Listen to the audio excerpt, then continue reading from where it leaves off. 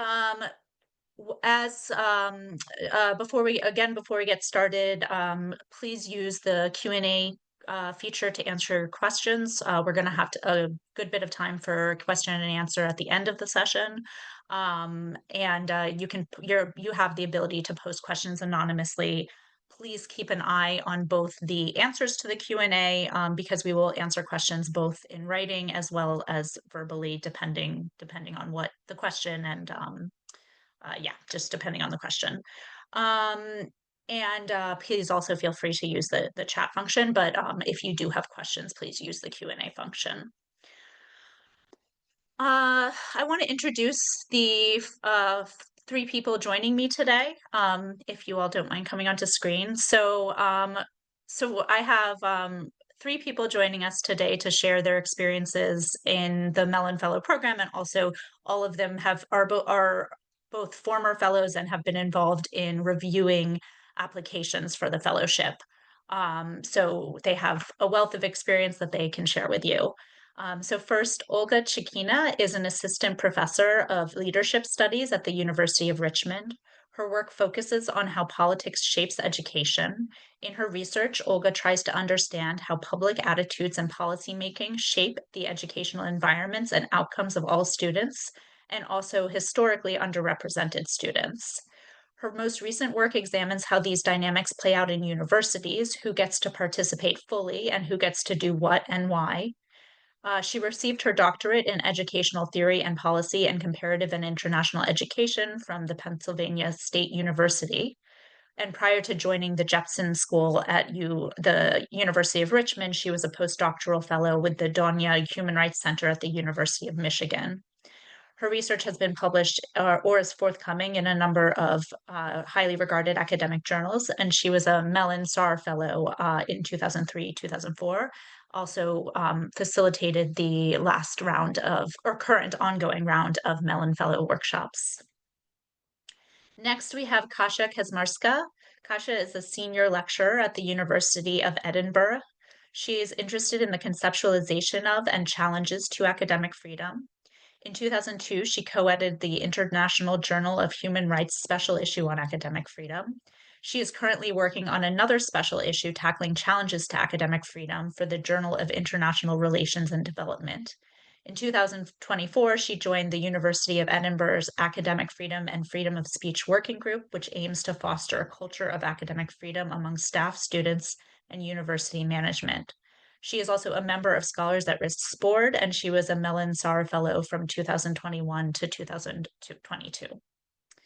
And finally, last but not least, is Frank Fernandez. Frank Fernandez is an associate professor of educational leadership and policy analysis at the University of Wisconsin-Madison. He was a Mellon Foundation Scholars at Risk Fellow in 2022 and a fellow with the University of California Center for Free Speech and Civic Engagement in 2023 to 2024. He's writing about academic freedom, has been published in the State Law Review, Missouri Law Review, PLOS 1, Nature, Human Behavior, a Higher Education, Handbook of Theory and Research, among other outlets. He's also, I would say, I'll just add, publishes op-eds and commentaries. So one of the things we focus on in the fellowship is different modes of conveying your research findings. So not just in academic publications, and Frank does quite a bit of that as well.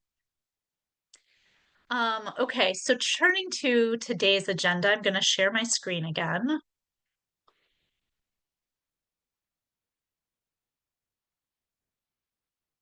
So today we are going to, I'll be talking for a bit at the beginning. I'm going to go over the format of the fellowship, eligibility, who's eligible for it, application requirements and evaluation criteria. Then Kasia and Olga are going to share a little bit about their experiences as fellows, and then we'll have a good bit of time, I hope 30 minutes, 25 to 30 minutes or so for question and answers at the end. So talking about the fellowship, one of the main things I want to highlight is that this is a remote fellowship opportunity. So we do get questions about that often. So the full fellowship is online. You are participating in the fellowship from where you are located. Fellows attend 10 online workshop sessions, and those occur between January and June. They start out in January, February, March. We have one workshop per month, and then I think actually starting end of March uh, is actually January, February. I think is just one. March, April, May is two per month, and then we have a final wrap up session in June. Fellows do receive a stipend to spend on research. That is paid to fellows in two installments. So one at the beginning, they're equal installments, one at the beginning of the fellowship and one in the middle of the fellowship in May. And those are to spend as you see fit on your research. We don't ask you to account for how the money is spent, but it is intended to be spent on research funds. So it can be spent on travel for fieldwork, for example. It can be spent on paying research assistants. Um, it can be spent on software that you need for your research. Those are just a few of the things that come to the top of my mind. In terms of eligibility for the fellowship, this is intended for early career researchers. So we do have a requirement that you've earned your PhD less than 8 years ago. That's a pretty big window, but we don't accept fellows who have had a PhD, held a PhD for longer than that. I should say, we do occasionally accept people who do not yet have their PhD, but we do expect you to be close to finishing your PhD, and we ask you to provide your expected graduation date if you do not yet have your PhD. You must also be affiliated with a higher education institution or an academic association or research organization. We do look for your resume to see that you have a demonstrated interest in academic freedom and in higher education values. And we have a preference for projects that involve comparative, international, or collaborative work. So that's not a requirement of the fellowship, but it's a preference and something that we look for. We ask that you commit to attending online workshop sessions. So you must be able to attend the 10 online workshop sessions. There are reasons that come up that you might have to miss one session or so, and that has happened, and that's understandable, but we do ask that you commit to attending the workshop sessions when you accept the fellowship. And finally, you must be able to lawfully receive stipends in the country where you are currently located.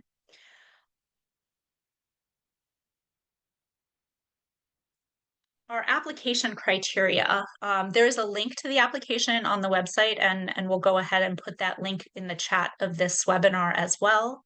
But the application criteria has two main components. So first, we ask you to submit a proposal in a PDF document that focuses on the content of your research project. So that we ask you in an abstract to describe your research questions, the methods that you plan to use, the significance of your research. Why do we need this research? How is it new or original? How does it fit into the existing scholarship? And also, very importantly, its connection to academic freedom and or higher education values, such as institutional autonomy, equitable access, for example. We ask you in that PDF to also provide a plan for your research. So what kind of methods are you using, and what is the timeline for your fellowship? What are you going to get done within the period of the fellowship? We do look for whether that is feasible. So I would say many of the projects that we accept as part of the fellowship are in their beginning stages. And you can't, in the course of a 10-month fellowship, necessarily go from beginning a research project, like designing your research and going through, let's say, an ethics review, collecting data all the way to finished publication in a 10-month period. That's not typically very feasible. So we do ask you to explain where you are in the course of your project, where this fellowship fits in, and what you expect to complete during the course of the fellowship. We ask you also in the PDF to provide a CV of your experience and two professional references. And then separately, we have a series of short answer questions that we ask you to answer that relate to what you are going to do with your final research project. So the questions are listed right there. They relate to what are your objectives with this research? What are you planning to produce, whether that's academic materials, conference publications, or also, podcasts, webinars, other forms of communicating your findings. What is your plan for disseminating your findings? Who are you trying to target? And how are you going to assess the success of your project?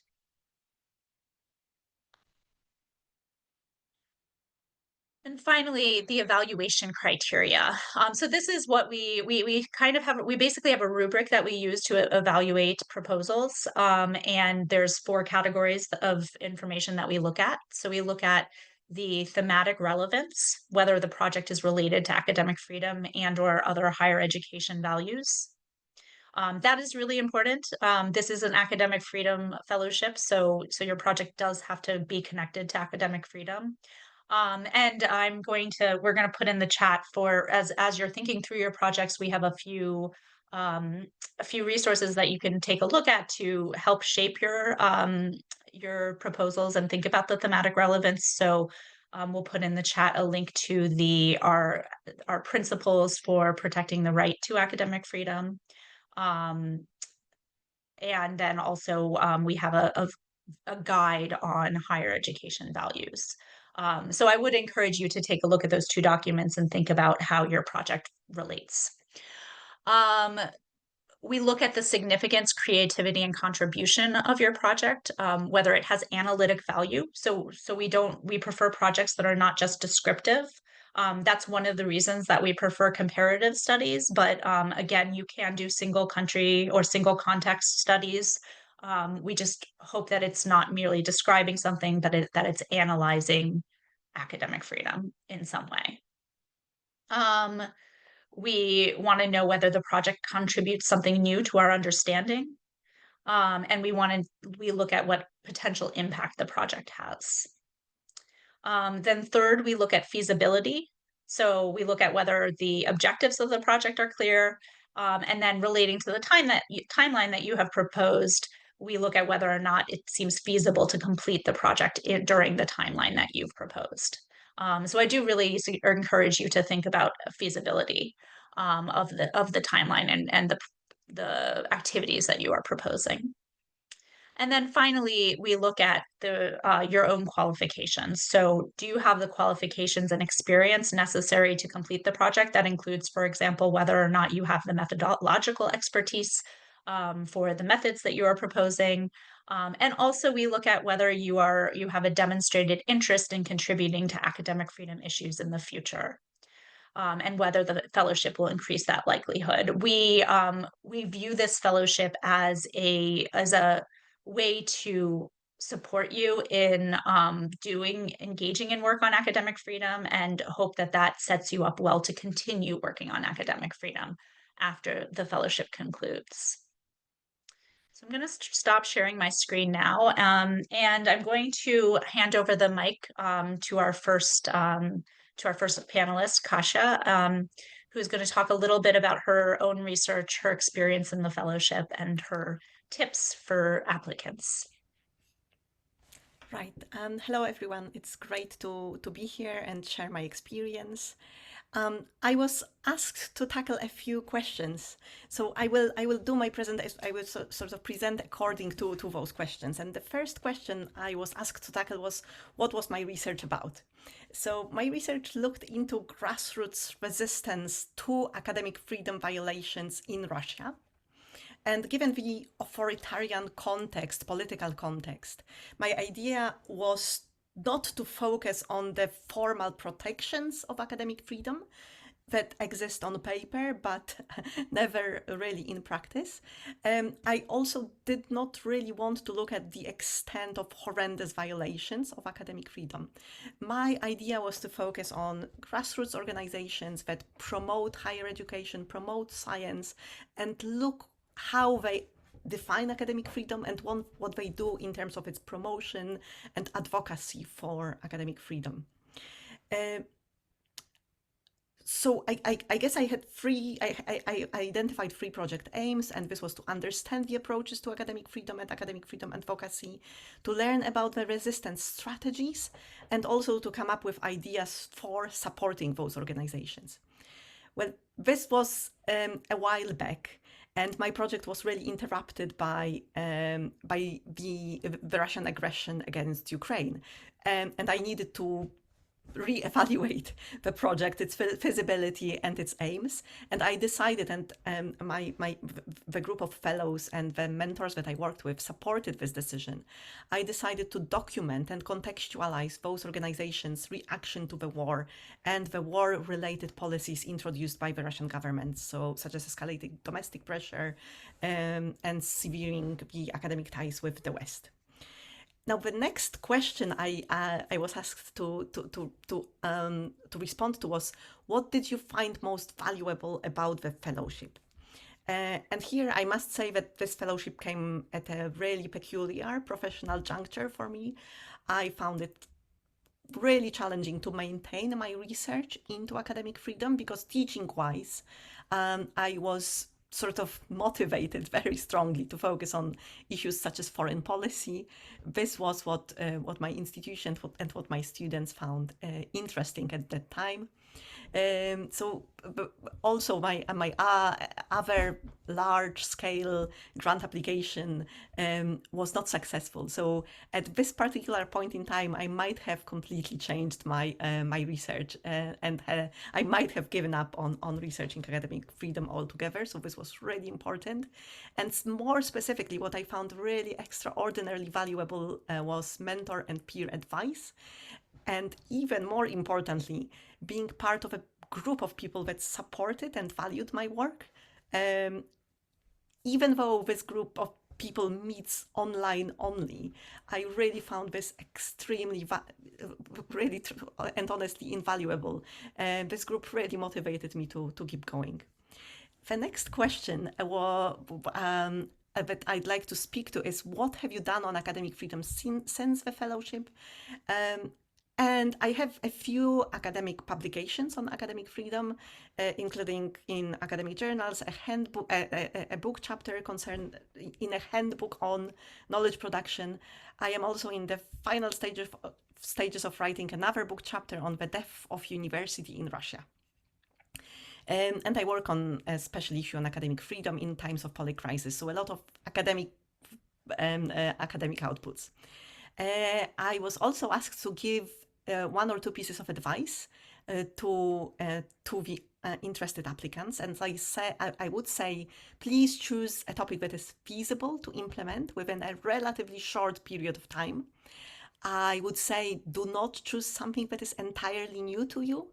Choose what you have some prior knowledge or experience of, because you are more likely to know where the knowledge gaps are, and you will be able to make a strong case for your research.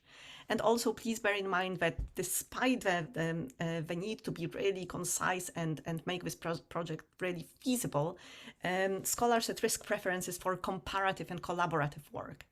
And so here's a bit that is really challenging, I think. I would also say, please focus on challenges as well as opportunities, as it is really good to understand the whole spectrum rather than just focus on the negative. Right. Thank you so much. I think that was me. Thank you. Thank you, Kasia. Next, I'm going to pass it over to Olga with the same series of questions. So I'll hand it over to you. Thank you, Amy, and welcome everyone to the webinar. It's really exciting to be here.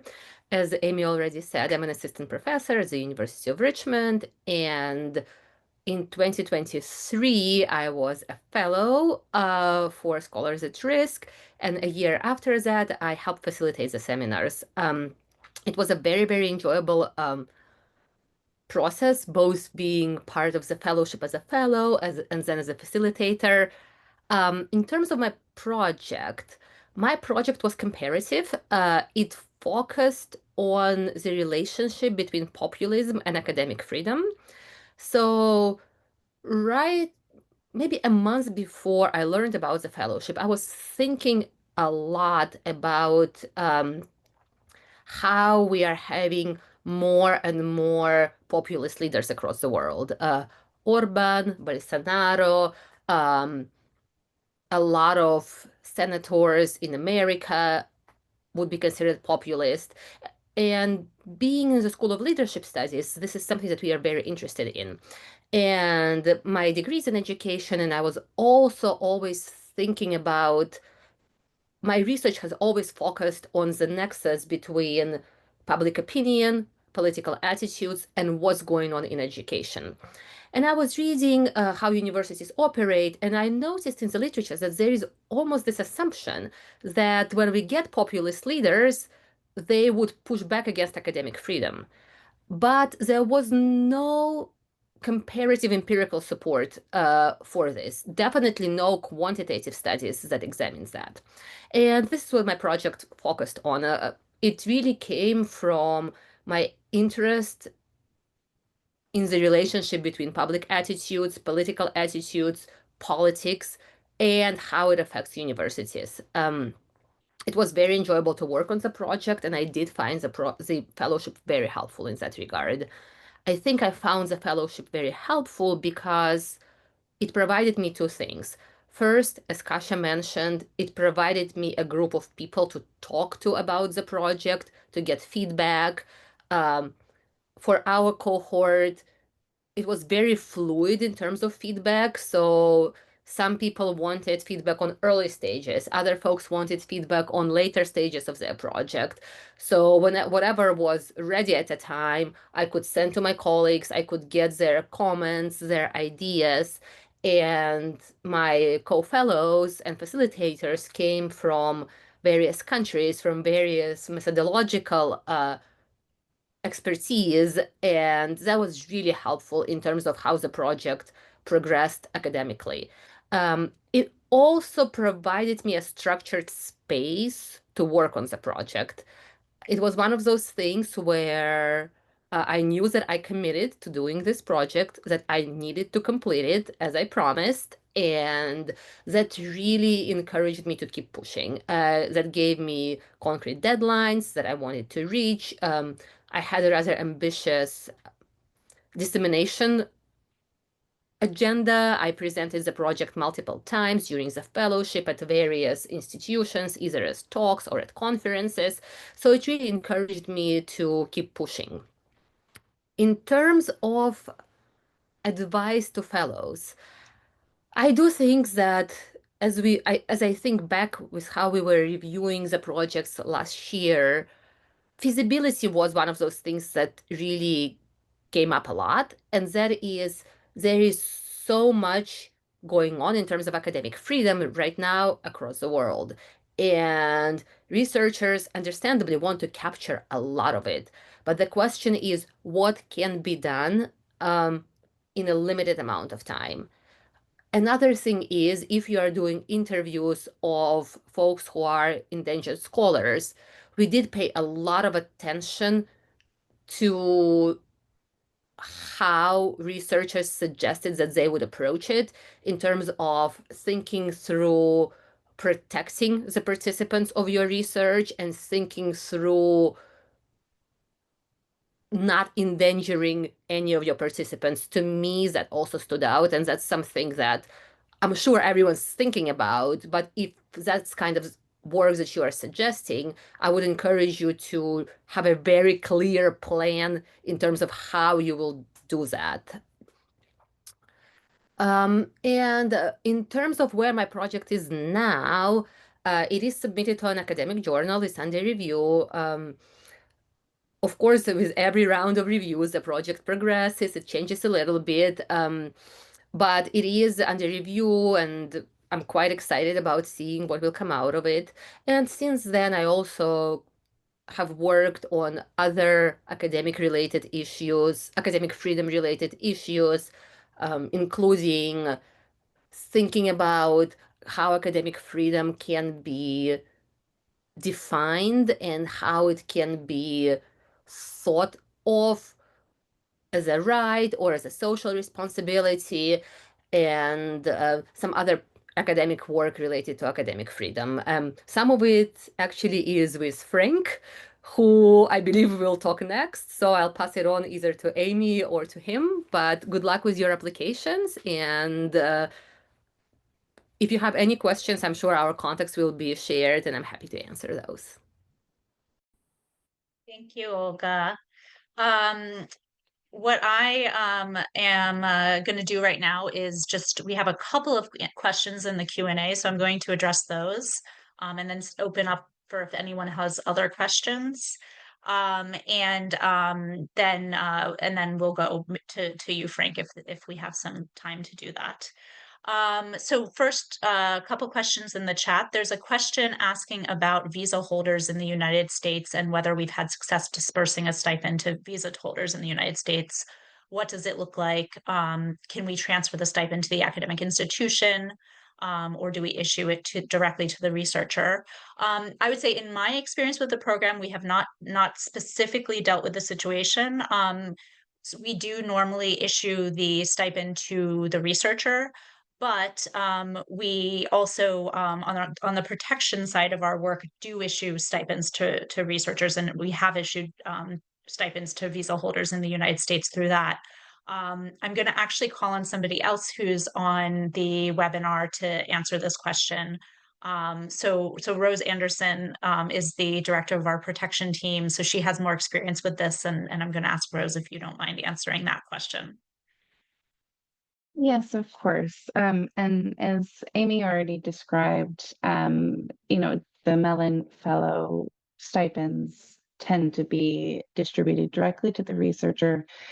But in our protection work, when we've been able to issue stipends, which we sometimes receive from country-specific grants, for situations like Ukraine and Sudan, we have experience issuing stipends directly to individuals and to their host institutions. I would say in the United States, for a visa holder, we would probably prefer to transfer it to the institution to avoid taxation issues, but we would, of course, deal with that depending on the circumstances, the type of visa, the type of affiliation with the university, etc. But just underline, we do have experience with that.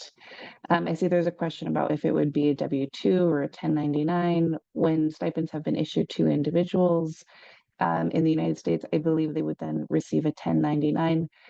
Just to note that Scholars at Risk is hosted at NYU, so such documentation would come from NYU and be subject to all NYU financial policies. But yes, it's something that could be navigated, certainly. Thank you, Rose. And if you have any further questions on payments or anything, any of that sort, we will also, or anything related to the fellowship that we are not able to get to today, we will also put our general email address into the chat. You are absolutely welcome to email us. The next question is about it's two parts, so I'll answer both parts. So this person's research is on knowledge production, which asserts against dominant frames of epistemology, ontology, and axiological assumptions, both internationally and locally. So that's the first. The first part of the question is, does this focus qualify? And I would say, without knowing more about it, I'm inclined to say yes. I would just want to see, we would want to see you frame it within the context of academic freedom. So I think there are very interesting questions that we can ask about dominant frames of knowledge production and research and methodology that relate to academic freedom, absolutely. So I would say yes, but need to know more. And then the second question is, I have recently submitted this paper to an academic journal and it is under review. I hope to get a review response for which I will need financial resources to do the revision. Can I use the fellowship for that? And again, I would say maybe.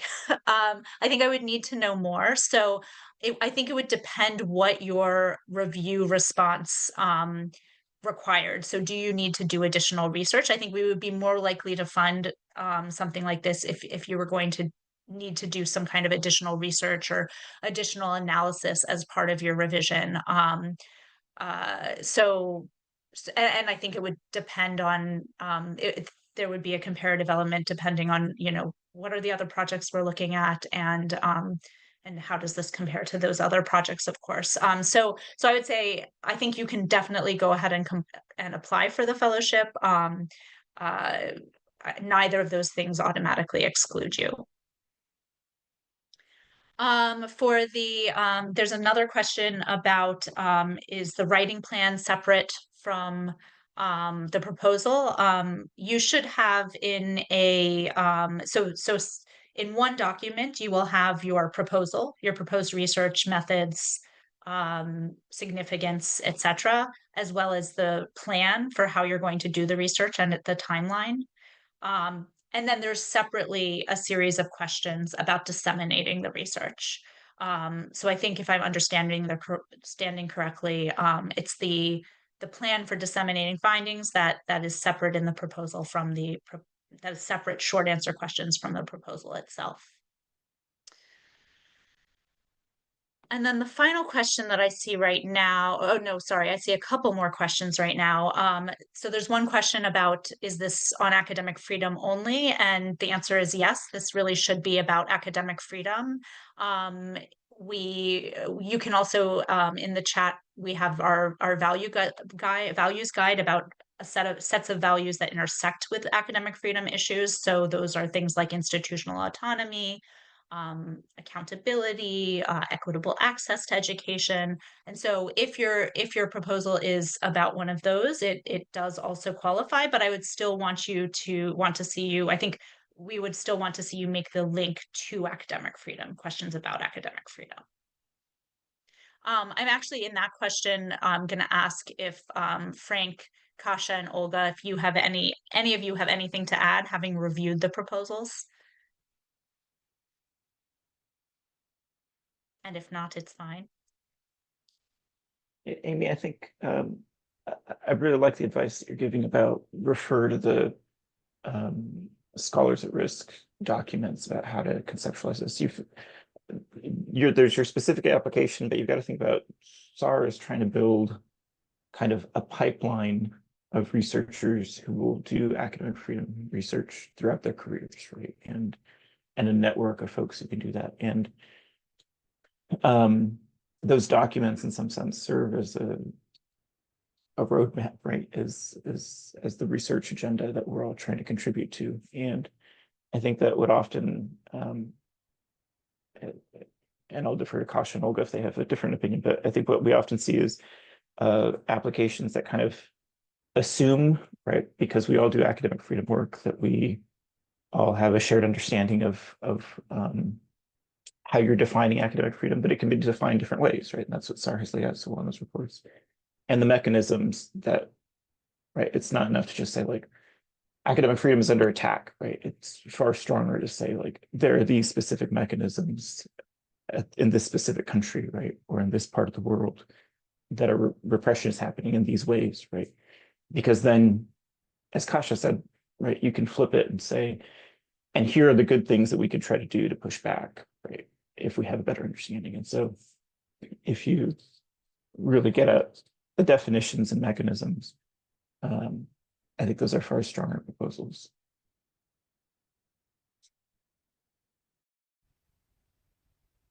Kasia or Olga? Yeah, Kasia. Hi, thanks. If I could add to what Frank was saying, I absolutely agree. On the academic freedom definition, I think it's with years of research, I only start to understand how broad this term is and what it can encompass. And there are new arguments that are absolutely valid to broaden it even more. There are also valid arguments to narrow it down. So this in itself is a very interesting terrain. So having clarity in a research application as to where you stand on this would also be very helpful.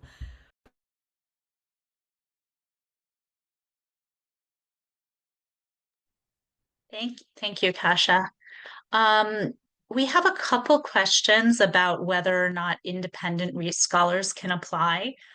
There is a requirement that you're affiliated with a current research or teaching institution.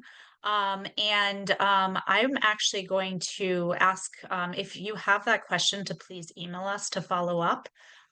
We do have that requirement, but I actually don't off the top of my head right at this moment have an answer about whether we make any exceptions for that. So please do email us to follow up on that question.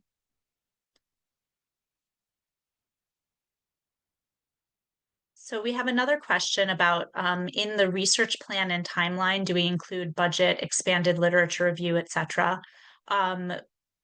It's mostly about project timeline. So the proposal is 500 to 1,000 words. You should include some degree of literature review. It's not, I mean, with the word limit, it's not going to be a fully fleshed out literature review, but it makes your proposal a stronger proposal if you are referring to the literature. We do not actually ask you to provide a budget for your research. This is the stipend is meant to give you the capacity to do the research, whether that's you need to spend it on research funds or whether it's, you just need some money to help pay for your expenses so that you can do the research. So we don't actually ask you to provide a budget for it. Yeah, I think that answers that question. Let me just see. While I'm looking through a few of the remaining questions, I think let's take a quick break from the Q&A. And Frank, can I ask you to talk a little bit about your experience as a former fellow? Sure, yeah. So again, Frank Fernandez, University of Wisconsin. I was in the same cohort as Kasia, and I think that it's changed a little bit in terms of some of the mentors and some of the SAR staff who oversee the fellowship. But the important parts have stayed the same, right? You get to learn a lot from having peer fellows who are all over the world, right? And help us think through exactly what Kasia said, right? Like how are ways of even conceptualizing academic freedom changing all the time, right? How do they vary from region to region? And then how are they changing even over the period of a fellowship? So my project though was about using secondary data. So the VDEM Academic Freedom Index to look at the relationship between measures of academic freedom and STEM research production over time across countries. To try to tease out, right, is that statistically significant even after we control for all the things that policymakers typically focus on, R&D spending, GDP, size of the country, number of universities, like that kind of thing.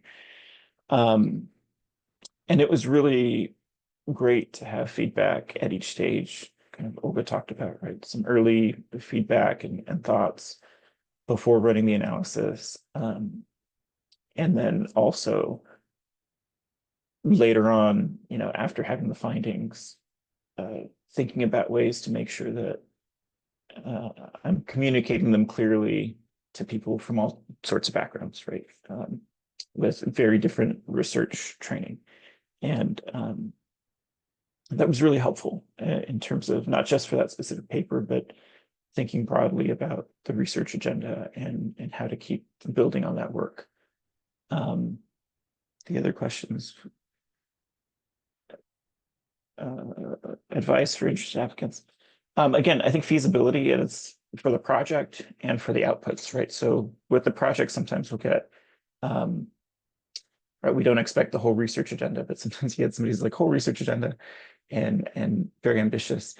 So people say like, I'm going to develop a new survey and I'm going to launch it across like 3 different countries, right? To hard to reach populations, right? And, really quickly, we have to start thinking about, how do we encourage somebody to narrow it down so it's something they can do, or that can even weigh in the screening of applications, right? If you've got 2 similar projects and one seems more feasible and the other one seems less feasible, right? That's something that we're going to talk about. In terms of the outputs, again, we don't expect in a 10-month fellowship that people like this is going to be a book project, right? You're not going to, you know, we don't expect you to be able to publish a peer-reviewed paper or book, you know, within the fellowship timeline. But you can think about scaffolding, like within the fellowship, I'm going to write an op-ed and then maybe a brief, present at a conference, which is going to allow me to, after the fellowship, you know, publish this in this type of target journal, which could be a signal of you kind of know methodologically and substantively where your work fits.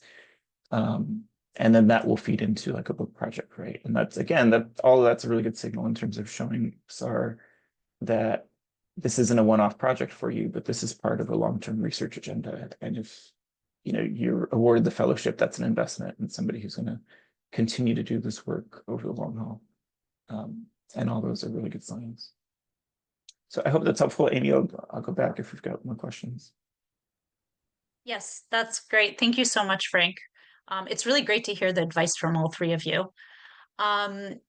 Okay, we have a question about a gap in following the completion of doctorate for personal reasons and inability to continue working. In this case, due to threats, personal threats related to personal threats, and the and I'll just say, you know, we as an organization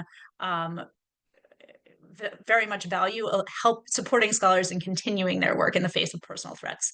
So, so yes, just to say, a 3-year gap after your PhD is not an issue. You are still eligible to apply even with that gap, and in fact, we would be very happy to support restarting academic work after a gap.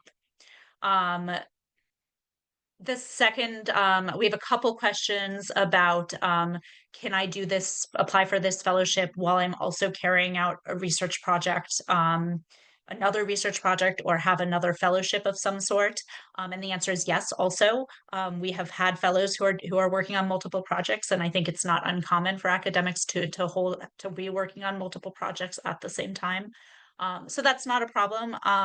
However, I would say you know, we will want to kind of see that there's a question about, I think, feasibility there. So so just that will be a factor in our own decision making about whether it's feasible for you to carry out the research.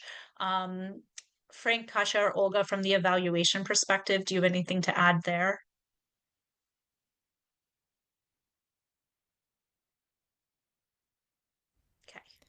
No, that's fine. Yes, go ahead, Kasia. Is it in general, or can we add something that we think Sure. might benefit the candidates in general? So I just wanted to say that I really love my evaluation work because the projects are so good. So in that sense, I'd really spend time on preparing a good application, because those that I was privileged to read a few months back were absolutely excellent, and it was a really tough choice on most occasions. So just not to say that the competition is extremely steep, but just to say that if you have a brilliant idea, it will certainly be acknowledged as such. But also, please make sure that you spend enough time on drafting the application, because they are just so excellent, most of them. Thank you. Yes, that is absolutely correct. Okay, one more question. If we've done relevant work that's not yet published, still in press, can these be brought up in the application? Where's the right place? CV. I would say I'm going to ask if Frank and Olga and Kasia have anything to say. I think if it's very relevant, I think it's probably a good idea to bring it up in the proposal. But of course, I would also always put works in progress or still in press in your CV as well. And you can, I've included unpublished work in my CV, and usually I'll put in a parenthesis that says under review, or you know, in press, or whatever it is. You can absolutely put that in your CV in parentheses. But if it is very relevant, then I think I would encourage you to bring it up in the proposal as well. Yes, I think it's exactly what Amy said. of course, include it on the CV, either works in progress, working papers, however you list it. And if it's something that you're building on, then by all means, you should be mentioning it in the proposal, because it shows your knowledge of the field, and it shows also the continuity of your work, which is a very good thing to be able to talk about. Thank I you. think the only thing I would Yeah, add go is that just remember, it's not a blind review, right? Like we know who you are through the whole process. And so it's entirely appropriate to say, in my prior work, right, citing, right, like, I use these kinds of methods, found these kinds of things, and found this gap, right? And so now I'm applying for the fellowship to build on that work, right, in these specific ways. And to the question earlier about lit review, I mean, in a way, that's part of lit review, right? Like, I've been doing the work, and here's how I need to continue building it, because, you know, there are still these unanswered questions. This relates to that, and relates to the evaluation question earlier. We had a really interesting application, I think, in this current cycle about, you know, we always get quant studies, we get qual studies, but then I think for the first time had some more like arts research and outcomes, right? Like scholarship. And it's helpful in that sense too, if you're framing this as part of a body of work, and that lets us know how it's received, right? Like I'm not particularly an expert in how to evaluate the arts and artistic products, but you can signal that for us, right? Of like, I've done that, and this person did, right? I think that's part of how they were selected, is like, I've done these installations in the past, right? It received this kind of coverage. And now I'm asking for support to continue that, you know, in these specific ways. And so I would just keep all that in mind of you don't have to hide your prior work at all. Yeah, thank you. That's a really good point, that this is not a blind review. We also have another, I think, really good, important question that asks whether, like, it says that it's framed as, this grant is designed for scholars at risk. Does it also consider displaced researchers who face, or early career scholars who face structural barriers? I will answer that question in two ways. One, I will say this is not a fellowship for any specific type of individual. So whether you are a scholar at risk, whether you are not, whether you are a displaced researcher, whether you are a research early career, you know, adjunct who has a not a secure academic position, any of those would qualify for this fellowship. So we don't determine who receives the fellowship based on your status. I think there's another way that we can read this question, which points out that early career scholars face not only structural barriers, but a deep sense of loss and location, and whether that as a topic would qualify for this for the fellowship. And I would say that yes, we've had projects that have dealt more with kind of the structural barriers and precarity in academia, and the relationship between that and academic freedom, or the relationship, you know, one of our current projects is related to the relationship between funding for social sciences versus the sciences and academic freedom. And so any of these questions, if you frame it, if you are able to convey how it intersects with academic freedom, that would be a project that you could work on. We also have a question about whether we would accept applications from Gaza that address issues of systematic destruction of higher education. And I would say again, yes, as long as it is framed in relation to academic freedom. So scholars at risk, you know, if you look at our monitoring work, which is another project that I lead, for example, we include destruction of higher education systems with the understanding that people cannot enjoy their academic freedom if the institutions where they work have been entirely destroyed. So that's to say, yes, we would welcome applications that look at systemic destruction of higher education, either in Gaza or elsewhere where there's been ongoing armed conflict. There's a question about would it be possible to submit an ongoing research project?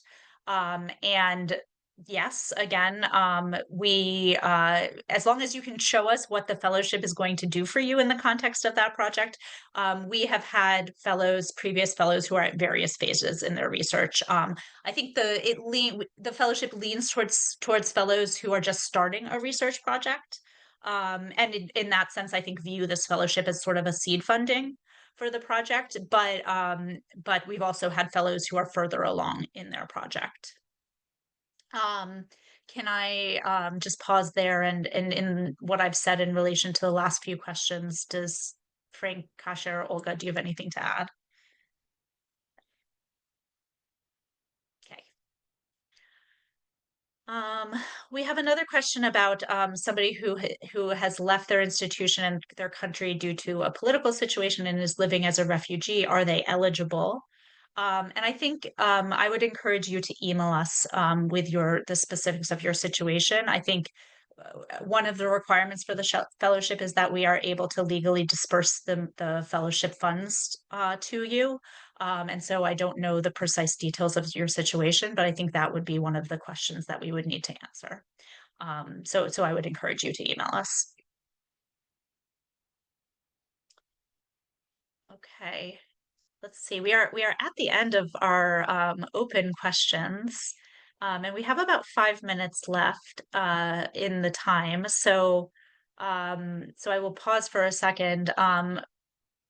Does Frank, Kasia, or Olga, do you have anything else that you would like to add? Oh, we just got one more question in if you don't.